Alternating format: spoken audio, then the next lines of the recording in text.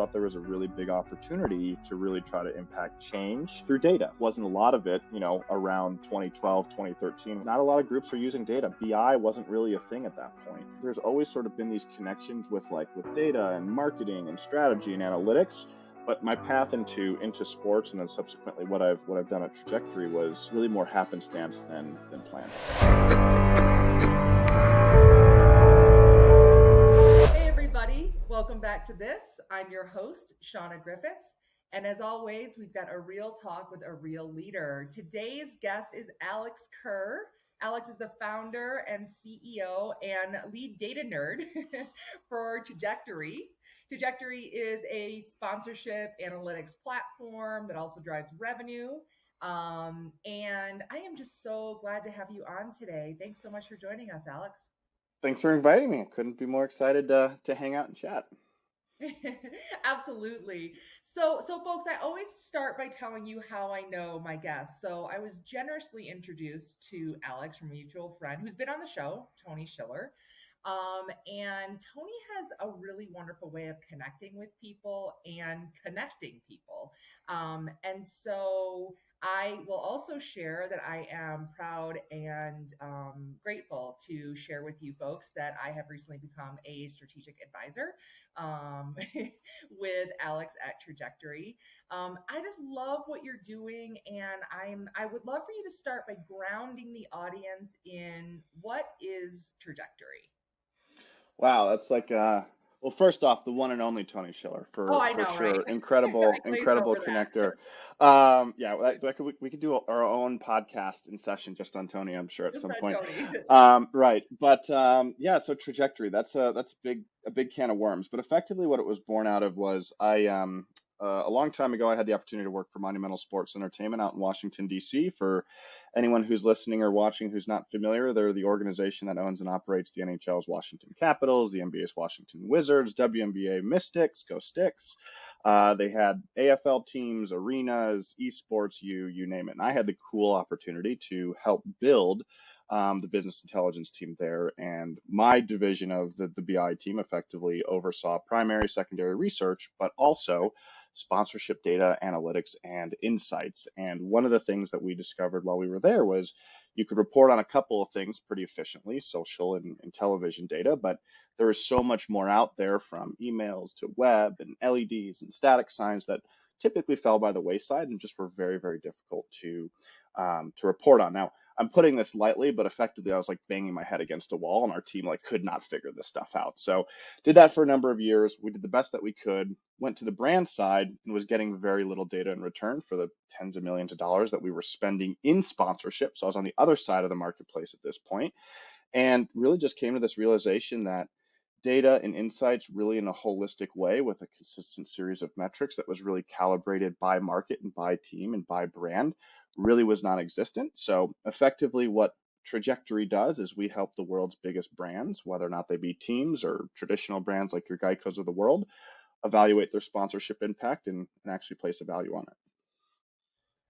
Yeah, it's so when you're talking about it, I think the evolution of where sponsorship has been and where it is and where it's going is profoundly different. I mean, Sure. again, I'm thinking back to old school. Let me date myself in the beginning of my career, where it was literally so much the logo slap, and it was, Yeah. everybody wanted courtside signage if you're talking about the NBA. And not that people don't want that now, of course they do.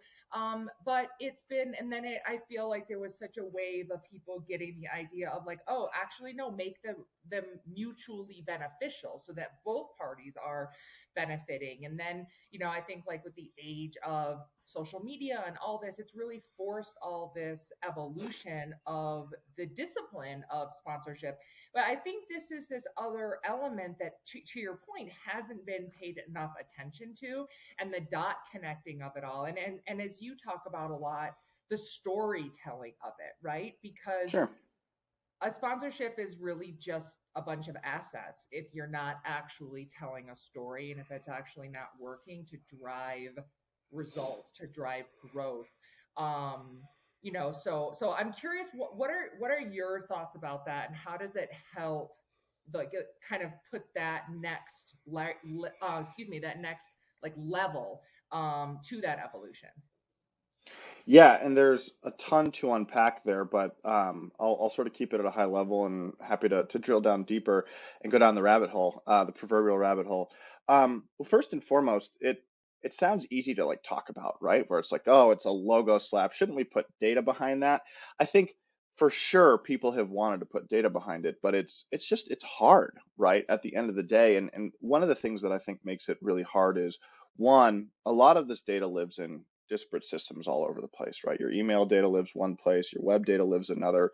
It's super easy to say this, but unless you've actually like been in the trenches and had to deal with the data itself, all the data is structured very, very differently. And like that sounds simple, but like that's a really freaking hard task that takes quite a bit of time to one, export all this data, re-export it because you did it wrong the first time when you did it. You have to clean the data.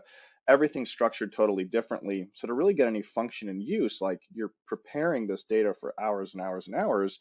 And then what you're left with at the end of the day are totally different metrics across the board. You're reporting impressions in some and reach in others and engagements or likes or comments or valuation. And so you end up being left with, after you've done all this heavy lifting, totally different metrics that don't really equate to one another. Now, that's one of the things that we solve for to have consistency. But the reality is like this has been a really, really hard task. And so the days of the logo slap are still there. And I don't actually necessarily mean that's a bad thing either, because I do actually, I'll be a contrarian for a minute from being the data nerd that I am and say there is sort of like a gray area and magic to sponsorship, right? Like seeing your logo in lights like Yeah. next to your favorite team and what that does depending on like your objective is as to whether or not it's to build awareness for your brand or whether or not it's really an employee play where it's like they're proud to see their logo and lights. Like there is a gray area and like a magic to sponsorship that's really hard to quantify. So like throwing your logo up there without a ton of data can still make sense in the right way. But Yeah. the way that I sort of look at it from a historical perspective is this the sponsorship data and the analytics and insights is really the next big area, I think, for sports media and entertainment. And it comes down to the simple fact that ticketing is generally speaking, the highest revenue driver for an organization. And so that's where a lot of the time, the focus, and the effort has been really for the last decade is business intelligence teams have had more prevalence across the industry. The next, and usually, typically the second biggest revenue driver, unless you're esports, then it's number one, is sponsorship. And so you sort of come to think that this is going to be the next big area where people really want to focus. And I think we're already seeing that in a number of ways coming out of COVID, there's more pressure than ever coming from the brands that are actually opening up their pocketbooks to try to prove the ROI and the insights and the value is like is the juice worth the squeeze? So I think we are entering into the right time period, but it's kind of the next 5 years thing in our opinion, because it's going to take a lot of groups quite a bit of time to try to figure out how they want to effectively evaluate their sponsorship, whether or not they're a brand or whether or not they're a team. Yeah, absolutely. I think you hit on a good point there about how what's happening coming out of the pandemic and how, or just in general at this time period. I think that with brands spending in the sponsorship space, and people have asked me, like, what do I think and what do I seeing? What am I seeing? I think that brands are still spending. I think they're spending, they're being definitely more discerning about what they're going to spend on. And they may Sure. not spend on as many things, but they may take more of a focused, like double down approach. So I say that because it becomes even more important on both sides, the property side and the brand side, to be able to assess what that, what the metrics are, and how is it actually working for me, for my property, for the brand. So I think it's where people almost had the luxury of thinking, do they need something like this or not? It's now, I think, becoming a tool to help brands and properties kind of keep up with what, like, the marketplace. I agree completely, and I'm going to be a contrarian for a moment because therein lies the rub. It is really easy for every organization to sit there and say, we want to be more data driven. We are being more data driven. I want to make decisions on our spend based on hard facts and information and insights so I can know exactly where I want to spend my next dollar. Um, I wouldn't say more often than not, but it's a surprising amount of organizations that will say they want to be more data driven, but when push comes to shove, they fall back to the same tendencies that they've usually done, and they'll just continue to either invest or they'll continue to report the same way, depending on which side of the marketplace you are, either the buyer or the sell side of sponsorship. And so it's always sort of interesting is even though we are in this period where everyone's talking about data, we want better valuation periods, but really only a handful are really willing to put their money where their mouth is and actually spend and invest. And I think these are going to be the organizations, whether or not be a team or whether or not be an agency or whether or not be a brand, that are really going to start to put distance between themselves and everyone else that they're effectively competing against within the marketplace, right? And so um, that's why I sort of come back and I'll say I think it's not just like this is the period right now in the next 12 months, but like over the next several years, half a decade or whatever that time frame ends up being, I kind of give that range because I think you're going to start to see a separation of either the agencies or the brands that are really the ones that are willing to spend in it because it is really easy to sit here and say, oh, we want to be data driven. It's a totally different thing to actually put it into motion and to put it into practice. And so I think at least responding to your last point, I kind of sit there and I smile a little bit because it's like, well, everyone says it, but I do genuinely think there are more articles being written, there's more media content around exactly what you said, which is like people want a better way to effectively evaluate all of their sponsorship with a consistent methodology. And that's one of the key pieces that our thesis on it that's really been missing is there's no way to effectively compare these things against one another because all the methodologies are different. And so that's again part of the space that we're trying to come in and carve out, which is how do we create a consistent methodology so that we can evaluate an out of home board versus an LED versus an email versus a social post versus a television, visible signage so that you can better understand how these things are relative to one another. But anyway, Yeah. off my soapbox.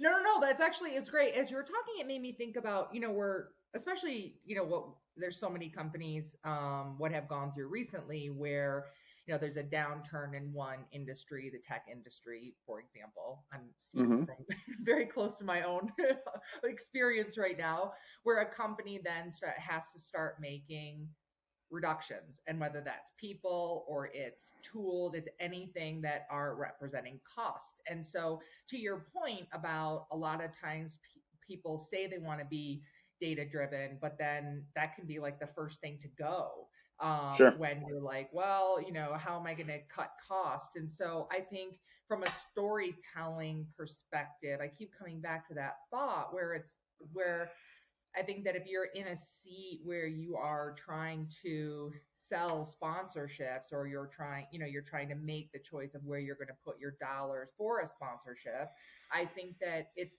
like the two can't really be, not can't. I think that if it's really going to be successful, the two shouldn't be separated per se. The conversation, it's like to do my job effectively as a salesperson, to do my job successfully as a brand person on the brand side and be able to actually decide, okay, where's my money going to go? And then how am I going to tell that story about it? Again, I feel like it's a bit of cutting off your nose to spite your face. If you just, Yeah. you're like, oh, well, you Right. don't know the data, you don't need the service or, the platform that's going to help you to figure out if your spend was successful or not, or how it's performing. So I just find it really interesting where I think a lot of people make those decisions from a cost cutting perspective in a really short sighted manner. But I really think, and I'm not just saying this because I'm connected to you, I really do think, and I've experienced that, like, if we don't set our people up for success to be able to do their jobs well, then what the hell are we doing? No, I think that's all well said. Part of the reason that I think we get along so well is we're both data nerds at our underneath everything. But it is also interesting. I think you're dead on with what you said, but I do think it is the industry is also fundamentally changing in terms of like the way of thinking, in terms of like how they prioritize whether or not it's data or whether or not it's something else, if for no other reason than the data movement has really been going strong for like the last 10 years or so. And so the people that started at the very, very bottom rung as coordinators and managers are now starting to get up into those leadership positions, right? And like the way of thinking is putting more of an emphasis and a priority on the data and on the insights.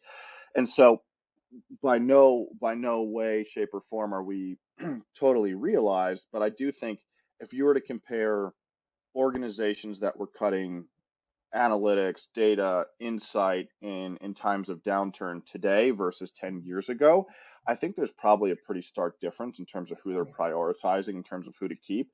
But I Yeah. still think that gap is quite massive, right? And I think old guard is the wrong way to describe it because it's not necessarily old guard, but it's a lot of the leadership role in these positions. It really comes down like where did they come from, right? Did they come Yeah. from the brand side, the sales side? Did they come from a data background? And so I think that'll hopefully, knock on wood, continue to go the direction where data nerds will rule the world at the end of the day when the dust settles. But unfortunately, to your point though, there's that's still the quickest thing to cut. It's like the arts in school, right? Where it's like, oh, it's the first thing to be cut, and you're like, oh no, like we're gonna Yeah. lose so much as a result of this, you don't even realize. But Yeah. anyway, that's my bad analogy. Exactly.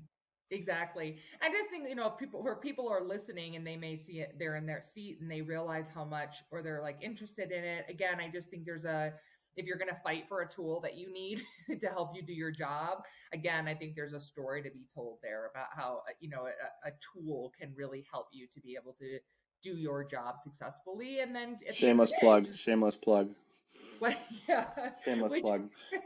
and I didn't mean it that this is honestly just how I feel, and this is why I gravitated to you and the opportunity to collaborate with you. I talk about leadership so much on this, but again, it's like I believe that there's a responsibility that we have as leaders to make sure that the people who are in their jobs are actually set up for success to do their jobs. And so, again, I think that when we start taking tools away from people because of cost cutting, if someone's in a sponsorship seat and they're supposed to be driving revenue, well, you need certain tools to be able to do that. So I just really believe in the storytelling aspect of that. And so I'll get off my soapbox on So, that. well, am I allowed to interview you? Am I allowed to ask you questions I'm on this sure. session? Sure, this is So a you free bring for all. you bring up. Oh wow, we can talk about anything. So stand script, stand script. So you bring up a really interesting point about like the leadership and trying to like empower and set like your employees up for success. Yeah. Curious to pick your brain. Like how what has been your approach to finding success in that? Because there are so many different ways to do it, and I'm always curious to find other people's sort of secret sauce, so to speak. You mean to set employees up for success? Yeah, as a I leader. think literally, I think like if we have to understand what are we asking that person to deliver? And if it's to deliver revenue, then again, we're just talking about the sponsorship seat, and we can talk about other areas, either even in a marketing seat, if they're responsible at the end of the day for marketing the sale of something, then again, to me, it's like what is going to help set that person up for success? You look Sure. at everything from literally what are the tools to help them to do their job. That may be a support staff, that may be technology, that may be, I don't know what else in that off the top of my head. But then, I mean, the other things too is Environment, right? It's setting them exactly. up for success. What's their schedule? It's meeting them halfway to understand what are the environments that allow them to be the best versions of themselves, so to speak, right? Because everyone has a different way of getting to a solution. Yeah, So how do you empower them to bring out what makes them sort of special and the best versions of themselves? So yeah, I'm dead on with you. You kind of took the words out of my mouth in a lot of ways. no, absolutely. I mean, that can even be like time of day. When is the person most productive? My most productive time of the day is at the crack of dawn. Always has been that way for me. It's like for me to schedule a 5 p.m. meeting, my brain starts to go a little mushy. And so, it's just so to your point, what makes someone tick? So when you're looking at from like more of that human aspect, what does that person need? Is that person have personality traits that are more introverted are more extroverted. I think an element, I'm going to lean into our guy Tony, who talks so much about active listening. And so really listening to someone, checking in with them, I think that these are things that can set someone up for success. And not just checking in with them to say like, how are you and what's going on? Checking in also means, how am I doing for you? Is there anything that I can do more or Hmm. different or less to help you in your role? And that's something that I'm not totally sure where I picked that up, but that's something I started asking staff in the last few years of my leading people, was not just what, how am I doing, or give me feedback. That's like an open-ended question of nothing. Most of the time when you ask that question, people, a leader asks a question and a person can look at you with like, deer in headlights. Well, shit, what do I say? What can I say? What can't I say? So I Right. learned to add to that, is there anything more? Is there something different? Or is there something less that I can be doing to Hmm. help you to be successful in what you're doing? Because again, at the end of the day, we're leading people in their ability to be successful in their job. And what does that mean is how they're able to impact the business. So when we start taking away things that help them to do that, it just becomes a vicious cycle. And so contributing to, again, like attrition and all of these things. So that's my perspective. No, that's awesome. I'm gonna steal a couple of those techniques because I think I can certainly continue to get better and better at a variety of things to say the least. Can't we So all? yeah, never stop learning. Yeah, it's so intriguing. So I want to ask you a bit. We talk so much about evolution, and I've mentioned that word a lot, and I was talking about it more in the discipline and where we're at with sponsorship and analytics and stuff. But I want to talk about your evolution. So when I was preparing for this, I kind of forgot your background, and from what I read, you started out as a financial advisor, and so you've made these different steps in your career. You're now at the seat of founder and CEO. I forgot to mention this earlier. You're also in your air quotes spare time. I don't know how you have this time, but an adjunct professor for Georgetown and Northwestern University. So like that's a so talk to us and help the audience understand kind of what is your evolution been, whether that's Sure. career wise, personal, to get you where you are today. And I think you once asked me a very similar question and asked whether or not it was a linear Oh career trajectory, no pun intended, or whether or not it was one that was meandering. And I thought that was a really interesting way to ask that question. And I'll start by answering that, and I'll walk you through the history, which was yeah. I don't think there was ever here is the end goal. So I never had that vision of like, here's where I'm going to be in 5 or 10 years, and how often do you actually know that? But every move I've made has been with a purpose and has been with a Mhm. reason that has led me to where I am. So it's certainly has not been meandering, but it certainly hasn't been linear either. So Mhm. it's somewhere in between, and then take a left turn and then come back. But yeah, no, I started as a financial advisor. I was doing private wealth management right out of college. I was an econ major, and so I said, well, I was an econ major, economics, financials, financial advisor, boom. And it's like, oh my God, like going back and even like gives me like kind of like a panic attack even thinking about like how I figured out how to get my first job out of college. I did that, and I discovered that I loved my clients. I loved working with data to make decision making, and I've always been kind of a data person. I was an econ major, after all. But man, did I hate that job. And it was just like, it was a lot of cold call sales, which, by the way, is one of the most useful Yeah. skill sets you could ever learn. And Totally. genuinely, I'm so thankful that I did that for a couple of years because I learned how do you start conversations and like how do you relate to people. I'm not saying Yeah. I'm great at it, but at least I have some tactics to use and pull out of the tool bag every once in a while. But did that for a while, didn't really feel like I had a mission in terms of like really loving like what I was doing. I ended up hopping to a nonprofit. I was working for a nonprofit called Opportunity International. They do incredible work with microfinance. So like poverty alleviation in like third world countries, Eastern Africa. Spent a little bit of time out there for a couple of weeks here and there. Loved the mission, fell in love, jumped there, and sort of came to this realization after a while that I was sort of working with like marketing and analytics. I loved my job, but I came to the conclusion that to really be successful in business, you have to have a really strong business foundation. Yeah. And so I said, well, I guess the next step for me is business school and to go get my MBA. And so this is like literally how my brain is working. So I'm like, all right, go get my MBA.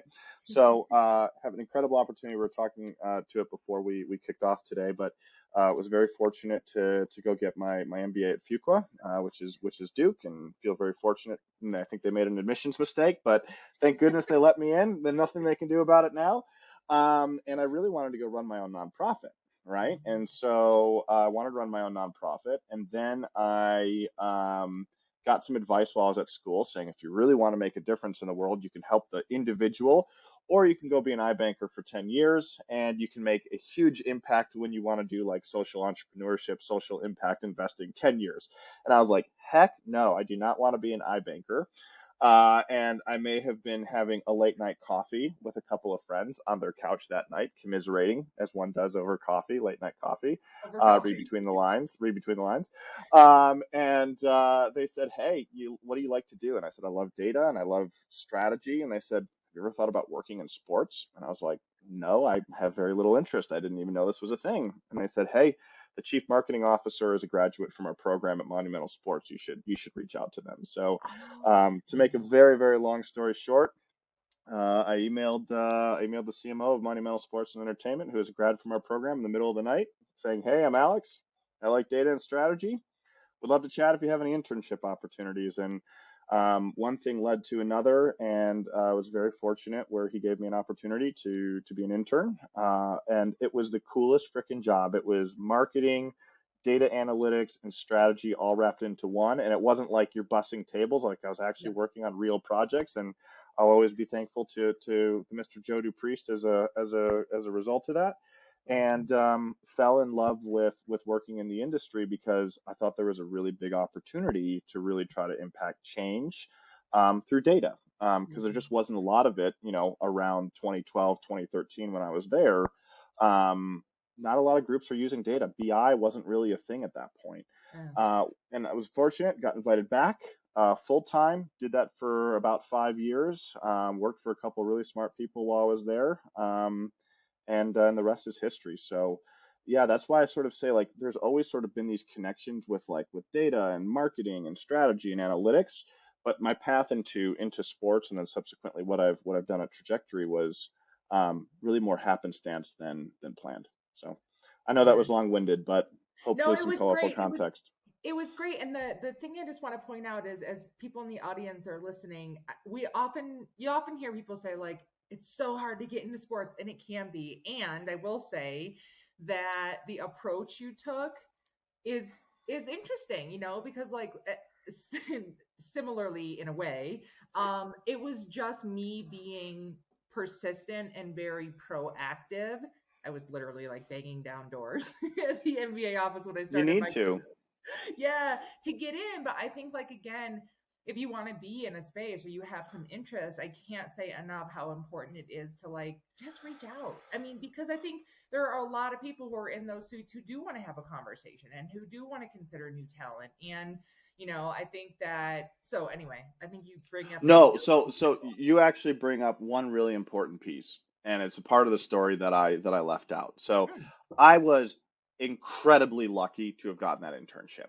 mm, Um, but as you know, sports is just in time hiring, right? So like to graduate and have a year left of school, there were no full-time offers out there. yeah, And so the part of the story that I actually left out, which I think is a really big piece of advice, is you have to bang down doors and you have to reach out. And I don't think it's a luck factor necessarily of working in sports. Like if you want it enough and you work hard enough, like it will happen.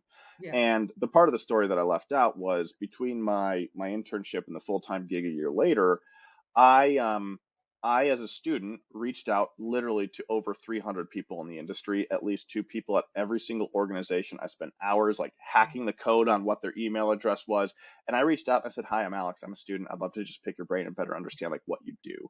And yeah, I must have had literally over 180 conversations in in yeah, that in that next sort of 6 to 9 month time frame to build relationships, to network, to learn.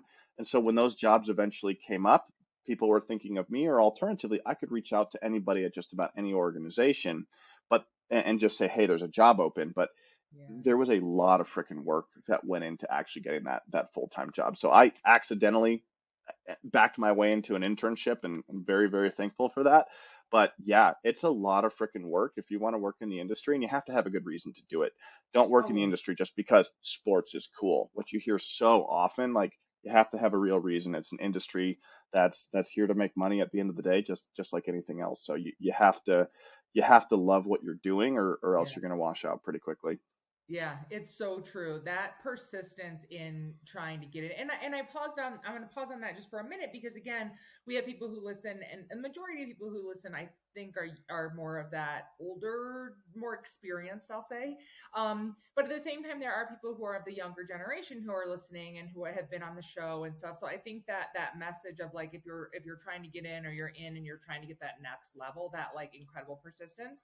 And it's also for those of us who are more experienced, it's that remember that when these people are reaching out, it's an opportunity to give back to that next generation, that opportunity. It also helps you to your point, like, oh, I don't have anything open right now, but I'm going to talk to this person and either help somebody else out who may have an opening, or I'm going to find out I want Alex in the next time I have something open up. So, super, super, super important. And one day we'll have to laugh about my time when I was in the NBDL, now G League. I was sitting in the basement of the Asheville Civic Center because it was the Asheville Altitude at the time, secretly in the corner. I thought it was secretly calling every NBA team, like, head of marketing. Hi, I'm Shauna, and I want to get to the next level. So it's like, I think some people who are in the industry have that story to tell about, you know, the doors they beat down to get in. So, Unless you have an incredible mentor or someone who is just going to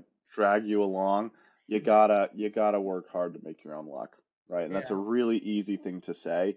But the people who hustle, the people who work hard, the people who continually push themselves to learn more and to sort of expand their own horizons through being a sponge and learning as much as they can, and what I like to call intellectual curiosity, Yeah. um, that goes far. Yeah, absolutely. So along the way, I know we talked about leadership a little earlier, but I'm curious, when in your career did you start to see yourself as a leader? You may have always from the beginning, and it may have just been something that was always there, or did you have an experience or something, someone who pointed it out to you?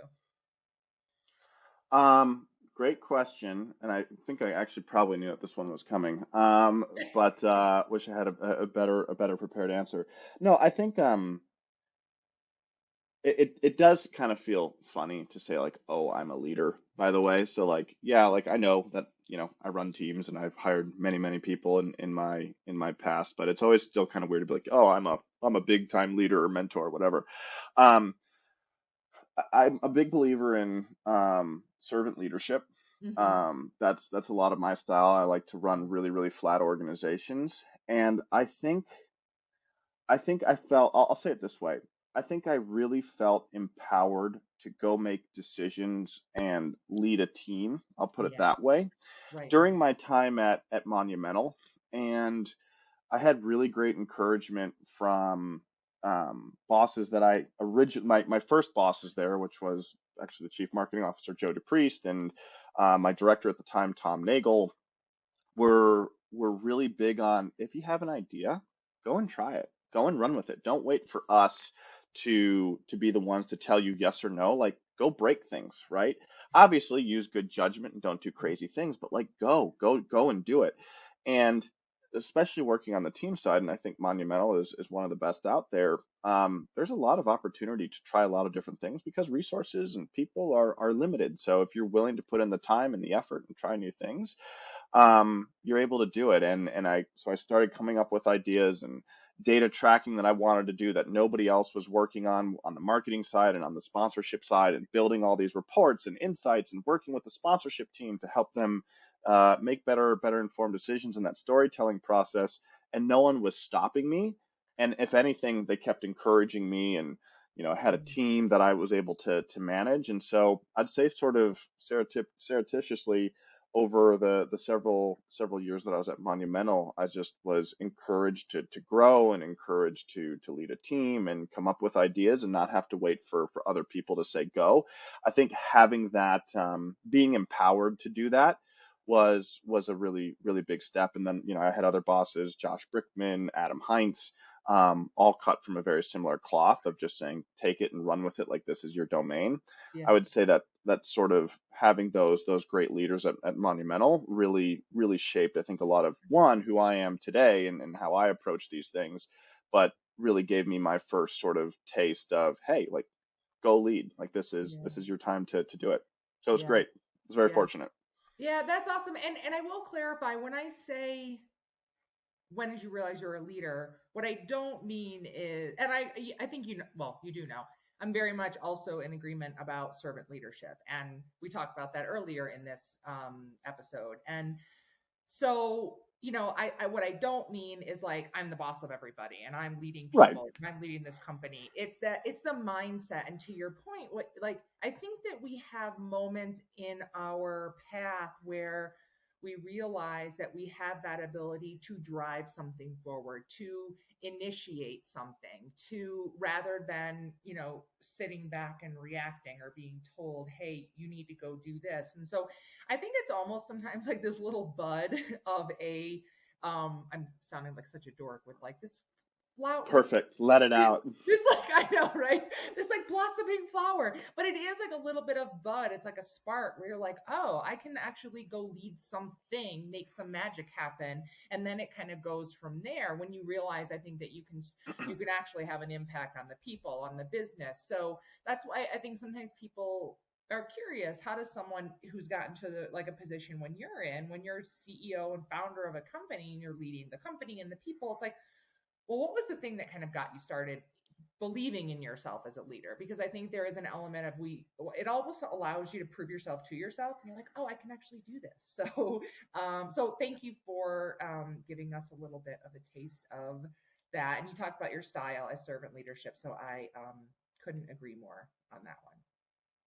And it's all about experiences, right? And I think that the big thing that I've tried, I'm sure you'll agree with me, which is put yourself in uncomfortable situations to be able to grow and to add more tools to your tool belt, so to speak, right? And I think our so cliche, like our experiences shape us, but they really do. And I genuinely actually mean this. And I've had great bosses and I've had really bad bosses before, Yeah. and I feel fortunate for that, and Yeah. that's not a backhanded thing, but it's like No. you can see different styles, things that Right. worked for me and things that didn't, and so you can sort of take the things that you like and sort of stay away from the things that you don't, and you Hmm. try to mold that, and then you Yeah. realize that sometimes it works and sometimes it doesn't, and you have to sort of modify your own style, and like you never get it right. Like I still get things wrong all the time, Yeah. and I try to take a step back and figure out like how do I do that differently next time, but um I do feel very fortunate to have tried a lot of different things, seen a lot of different styles, and be Hmm. able to sort of cherry pick how to sort of build my own style, so to speak. Totally. And two things on that. I agree with you completely. Like, I actually think I've learned, I want to say, the most from examples of what I don't want to do as a leader, as a leader of people, as a leader in business. And again, I've had those people in my journey where I'm like, oh wow, like that is not what I want to do. But again, it's like I know that because I experienced it firsthand. So there are, I guess you could say, there are a lot of positives that can come from an experience with someone who's not who you want to be. And I think you talked earlier about that curiosity, and I think curiosity is not only for the discipline that we're in, for the, but it's also the curiosity in continuing to evolve, and as a Sure. leader, and as, also as a practitioner of whatever the business that we're in. So I'm like that. I wear that nerd badge proudly, where it's like I'm constantly learning things, and so, and from people, and just in my own kind of research about things. So um yeah. So I know we're going to wrap up pretty soon, but I wanted to get your thought. You've also done quite a bit in growth, and growth has been, it like kind of emerged in the last few several years as like the buzzword that everybody's using. Sure. And 100%. and I think, but it really comes down to, again, we've talked about this throughout, this was like the business impact. And so I'm curious, from your experience in, in growth, in what you're doing, What are you think are some of the keys to being like a successful approach to growth in the business? Um, yeah, and I'm gonna take the really like you could probably guess what I'm gonna say. And by the way, growth like is the absolute buzzword. It's like it's on my LinkedIn, so like I use it all the time. Yeah, yeah, I do too, and I Uh, believe in it. I don't mean it in a way to fuzzy call me way. out. I actually No, believe no, in it. no, no. I know it is, but it has been really big for the last 5+ years now. I think it Yeah. really I think started to grab a lot of traction like 2017, 2018, especially. To me, growth, you're going to get a different answer from everybody you talk to. Of For course. me, it's about having a sound data approach. Hmm. In terms of like how do you use data to make impactful decisions? That is super easy to say. My experience in growth was leading a business intelligence team and a marketing team. I sat over, a 20 plus, 30 plus person team at my last organization, which was a loyalty e-commerce before Trajektory. And it was really trying to take a very strong data approach. However, and I think this is perhaps some people might be surprised to hear me say this, you have to be able to blend quantitative and qualitative Yeah. feedback. And there are times as a marketer where data might be saying one thing, but you might want to try and test things that are a little bit more by the gut, Hmm. so to speak. And so you also have to be careful as a data-driven person not to only listen to data either. Like sometimes you really do have to try to take a step out of it and say, hey, like, does this really make sense? Like, should we be doing this? Like, maybe we should try something else just to like A/B test it, or whatever it ends up being. And so my approach to growth has come back to how do you combine the qualitative and quantitative, but the key piece to all of it, in my opinion, is you have to be able to take this data, take this information, take these insights, and you have to be able to translate it into action and actual strategy, right? There's so much noise, there's so much data out there. There's really no shortage of it, but what to do with that data, one, is important to identify, but it completely falls by the wayside if you can't communicate it Hmm. correctly to the people that need the information to make decisions. And so Yeah. I call it, and we talked about it earlier, which is storytelling with data, right? How do you bridge the gap between data analytics and strategy? And that's not an easy thing to do. And it's really hard to be a person that can sort of straddle both of those spheres. That has been a lot of my career, is like how do I stand on both Hmm. sides? How do I get really deep into the data, but how do I storytell and make strong action? And how do I communicate really well on the other side?